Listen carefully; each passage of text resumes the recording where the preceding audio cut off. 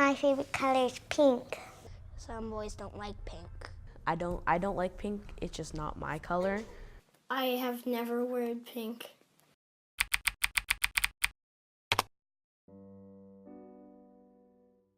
For so many decades, women have been the consumers. They go out, they buy the products, and so these companies, these advertisement companies, they're all trying to cater towards those women. Out there in the marketing world, in magazines and commercials, they're targeting young women to continue to purchase. Because I think through my role as an advocate for women's rights and women, just women in general, I think I'm a little more sensitive to when I go out there and I notice the gender pricing, and so I got out of my way to not buy those items and not buy things that are being advertised just to women. But I think it's something that we struggle with on a regular basis. But I think most people don't even notice. They're like, oh, great, something's geared towards me as a woman, versus like, why are these things different? Why can't I, why do I have to be different? They make the quality of their products poorer, and they also increase the price. So then women, they'll use it, and they have to use more of it because the quality is so poor.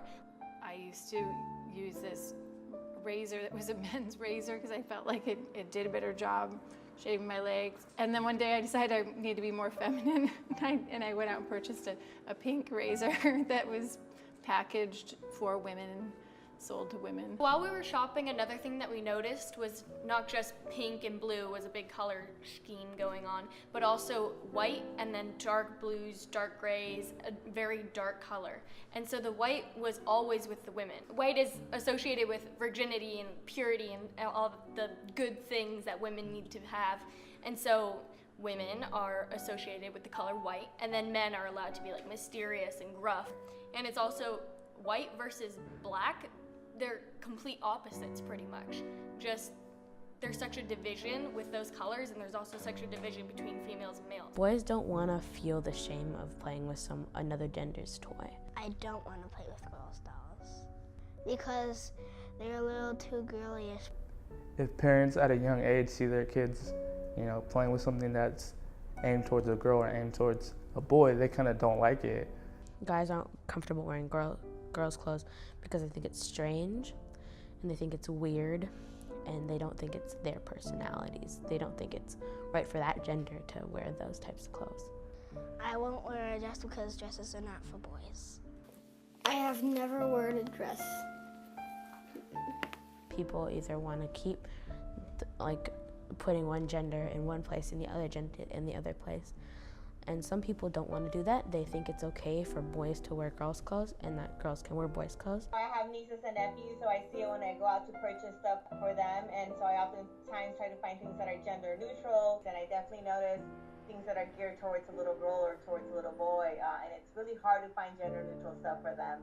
In marketing, I've just noticed over the years when I'm growing up and being in a household full of women and raising my two daughters, that the biases are just to continually to purchase I feel for young women and older women, even my age, just to continually buy the best product, the next product. We noticed for lotion, there's no difference for lotion if it's for men or for women.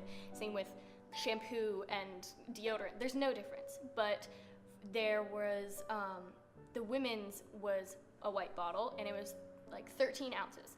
The men's was also 13 ounces, but it was a black bottle, and it was $1 or $2 cheaper. You can't charge me more because it's a pink product that's marketed to women.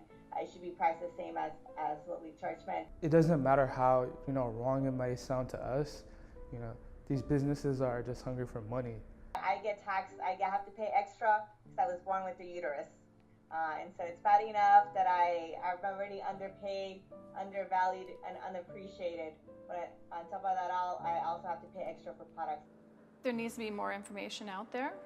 So, and any opportunity to get more information out there to people about the gender biases. As consumers, I get taxed. I have to pay extra because I was born with a uterus. And so it's bad enough that I'm already underpaid, undervalued, and unappreciated.